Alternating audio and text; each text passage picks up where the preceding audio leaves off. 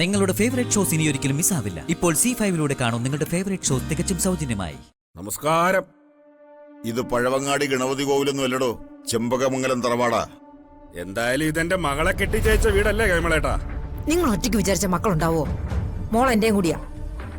ഒരു വാക്ക് തെറ്റിപ്പോയതാ താരകെ, നീ അങ്ങ് ക്ഷമിച്ചേക്ക്. ഞങ്ങൾക്ക് സംസാരിക്കാനുള്ളത് കാർത്തികിനോടാ. നിങ്ങൾക്ക് എന്താ വേണ്ടേ? എന്റെ മകൻ വൈശാഖിന്റെ കുട്ടി ഇവിടെ വളരേണ്ട കാര്യമുണ്ടോ? അതുകൊണ്ട് മൈഥിലി പ്രസവിച്ച കുട്ടിയെ ഞങ്ങൾക്ക് തിരികെ തന്നേക്ക്. അത് വൈശാഖിന്റെ കുട്ടിയാണെന്ന് നിങ്ങൾക്ക് എന്താ ഇത്ര ഉറപ്പ്? വൈശാഖ് പറഞ്ഞു.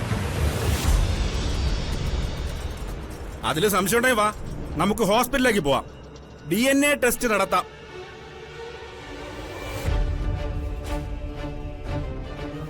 ആ കൊച്ചു ഞാൻ കൊടുത്തേക്കടാ. അത് വളർന്നു വന്നാലും വൈശാഖിന്റെ കുട്ടിയാണെന്നേ നാട്ടുകാർ പറയും.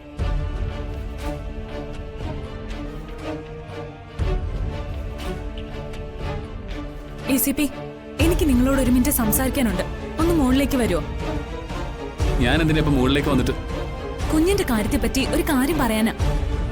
കൊച്ചിന്റെ കാര്യത്തില് ഇത്ര ആധികാരികമായിട്ട് പറയാൻ നീ ആരാ? അവളുടെ ഒരു ആജ്ഞ. നീ അങ്ങ് പോണ്ട മോനെ. ACP വരും.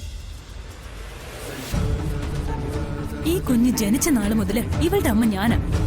ഇവൾക്ക് അമ്മയാവാൻ വേണ്ടിയാ നിങ്ങൾ എന്നെ കല്യാണം കഴിച്ചത്. നിങ്ങൾ വരണം. എനിക്ക് നിങ്ങളോടൊരു കാര്യം പറഞ്ഞേ പറ്റൂ.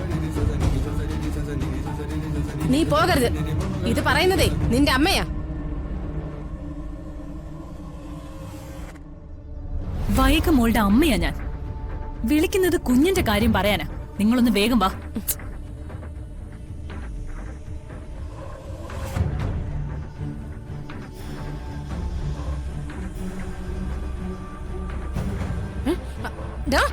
പോവരുത്. കൈവിട. പോവരുതെന്ന് വിടാനല്ലേ പറഞ്ഞത്?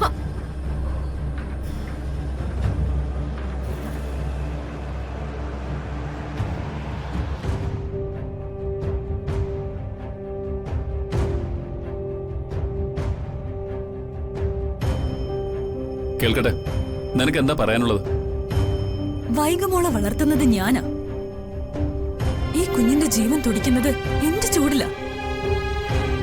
ഇവള് ജനിച്ച അന്ന് മുതല്. അതുകൊണ്ട് ഇവളുടെ അമ്മ ഞാനാ. അതുകൊണ്ട് എനിക്കിത് പറയാനുള്ള അവകാശമുണ്ട്.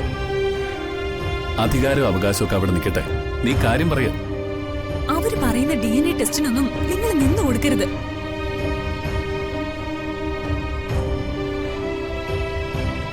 നിങ്ങളുടെ നട്ടെല്ലിന്റെ സ്ഥാനത്ത് പ്ലാസ്റ്റിക് ആണെന്ന് പബ്ലിക് പറയും. നിങ്ങൾ തേച്ചിട്ട് പോയ ആ ഗജ ഫ്രോഡിന്റെ പേരൻസ്, ആ അലവലാദികള്, ആ യൂസ്ലെസ്സുകളുടെ മുന്നില് നിങ്ങൾ തല കുനിക്കരുത്. സത്യം പറഞ്ഞ ആ രണ്ടെണ്ണത്തിന്റെ ചെകിട് നോക്കി ഓരോ പൊട്ടിയിൽ കൊടുത്ത് അയക്കേണ്ടതാ. അതും വേണ്ട, അടിക്കുന്നവരുടെ കയ്യിലെ പിന്നീട് സാനിറ്റൈസർ പുരട്ടേണ്ടി വരും.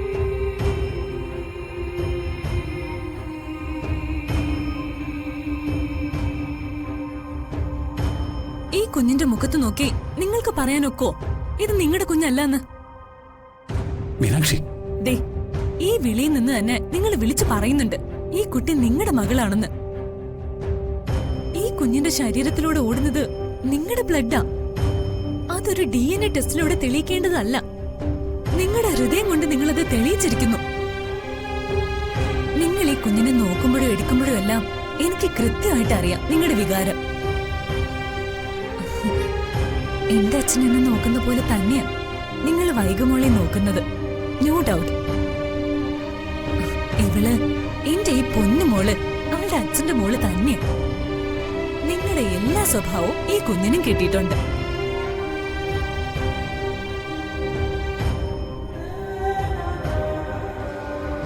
ഞാനിപ്പോ എന്താ വേണ്ടത് മീനാക്ഷി? DNA ടെസ്റ്റിന്റെ ആവശ്യമില്ല. ഇവരെ ഇങ്ങോട്ട് ഇളക്കി വിട്ടിരിക്കുന്നത് ആ വൈശാഖ. അതുകൊണ്ട് രണ്ടെണ്ണത്തിനും വയറ് നിറച്ചു കൊടുത്തു വിടണം. അവന് ആ വൈശാഖിന്റെ കയ്യില് കിട്ടിയ കൊല്ലൊന്ന് പറഞ്ഞേക്ക്.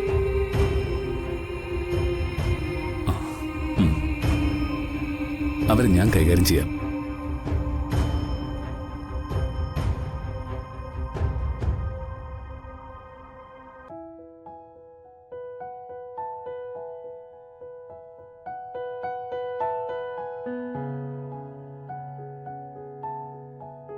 മീനാക്ഷി എത്ര മിടിക്കുക.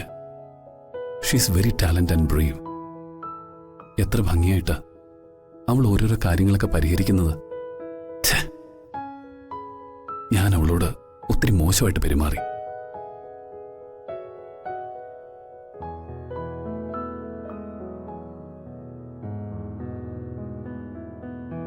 അവന്റെ സ്വഭാവം കുറച്ച് മെച്ചപ്പെട്ടിട്ടുണ്ടെന്നാ എനിക്ക് തോന്നുന്നേ. നമുക്ക് ധൈര്യത്തോടെ അവന്റെ മുന്നിലേക്ക് ചെല്ലാമോ അമ്മേ? എന്തായാലും അവന്റെ അമ്മയും മുത്തശ്ശിയല്ലേ, കൈവയ്ക്കില്ലെന്നും വിശ്വസിക്കാം.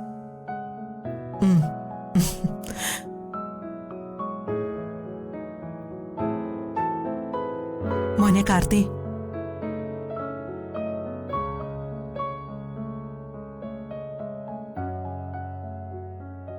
മുത്തശ്ശി, കുഴപ്പമില്ല. മനസ്സീന്നേ ആ പിശാചൊക്കെ പറന്ന് പാട്ടിന് പോയി. ഇപ്പോ ആ പഴയ വെളിച്ചം വന്നു.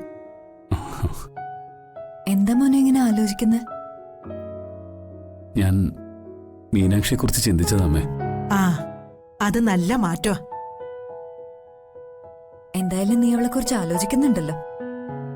നല്ല മനസ്സോടെ നിന്ന് നേരിട്ടാൽ ഏത് കാര്യവും പരിഹരിക്കാം മോനെ. കൊടുങ്കാറ്റ് പോലെ വന്നൊരു പ്രശ്നം എത്ര ഈസി ആയിട്ട് ഇപ്പൊ പരിഹരിച്ചത്. അത് എന്റെ മിടുക്കൊന്നുമല്ലമ്മേ, മീനാക്ഷിയുടെ മിടുക്ക. അവളുടെ കഴിവ്, ആ കോൺഫിഡൻസ്. ഞങ്ങൾക്ക് സന്തോഷമായി മോനെ. എന്തായാലും നീ അവളെ മനസ്സിലാക്കാനും അവൾ എന്താണെന്ന് തിരിച്ചറിയാനും തുടങ്ങിയല്ലോ. നമ്മുടെ പ്രാർത്ഥന ദൈവം കേട്ടമ്മേ. മീനാക്ഷി തന്ന ആത്മവിശ്വാസം കൊണ്ട് ഞാൻ അവരെ നേരിട്ടത്. മീനാക്ഷിക്ക് കാർത്തിയെന്ന് വച്ച ജീവന. നീ ഇത്രയൊക്കെ അവളെ നാണം കെടുത്തിയിട്ടും ഹരാസ് ചെയ്തിട്ടും അവള് നിനക്കെതിരെ ഒരു വാക്കുപോലും പറഞ്ഞിട്ടുണ്ടോ മോനെ? അവളുടെ ആ ECP എന്നുള്ള വിളി കേട്ടാ പോരെ മോനെ? എത്ര സ്നേഹത്തിലാ അവള് നിന്നെ വിളിക്കുന്നത്. നീ മീനാക്ഷിയെ മനസ്സിലാക്കണം, എന്നിട്ട് അവളെ സ്നേഹിക്കണം, അവളോടൊപ്പം നിൽക്കുകയും വേണം. ആരൊക്കെ എന്തൊക്കെ പറഞ്ഞാലും അവൾക്ക് നിന്നോട് സ്നേഹ. മരണം വരെ തള്ളി പറയാതെ അവള് നിന്റെ കൂടെ ഉണ്ടാവുകയും ചെയ്യും. മോന്റെ ഈ മാറ്റം ഞങ്ങൾക്ക് വളരെ സന്തോഷം തരുക. ഇതിൽ പരം ഒരു സൗഭാഗ്യം ഞങ്ങൾക്ക് വരാനില്ല എന്ന് വരെ തോന്നിപ്പോകുന്നു. കാർത്തി, ഇത് ദൈവത്തിന്റെ പദ്ധതിയായിരുന്നു. മനസ്സുകൊണ്ട് നിന്നെ വഞ്ചിച്ചുകൊണ്ടിരുന്ന ഒരു പെണ്ണിൽ നിന്നും നീ രക്ഷപ്പെട്ടു. നിനക്ക് ചേർന്നൊരു പെൺകുട്ടിയെ നിനക്ക് കിട്ടി. മീനാക്ഷിക്ക് ചേർന്നൊരു പുരുഷനെ അവൾക്കും. നമുക്കൊരു നല്ലത് വരുമ്പോ ചില പരീക്ഷണങ്ങളൊക്കെ നേരിടേണ്ടി വരും. അതായിപ്പോ കഴിഞ്ഞത്. ഡൗൺലോഡ് ചെയ്യൂ C5 ആപ്പ്. കാണൂ എല്ലാ എപ്പിസോഡുകളും സൗജന്യമായി.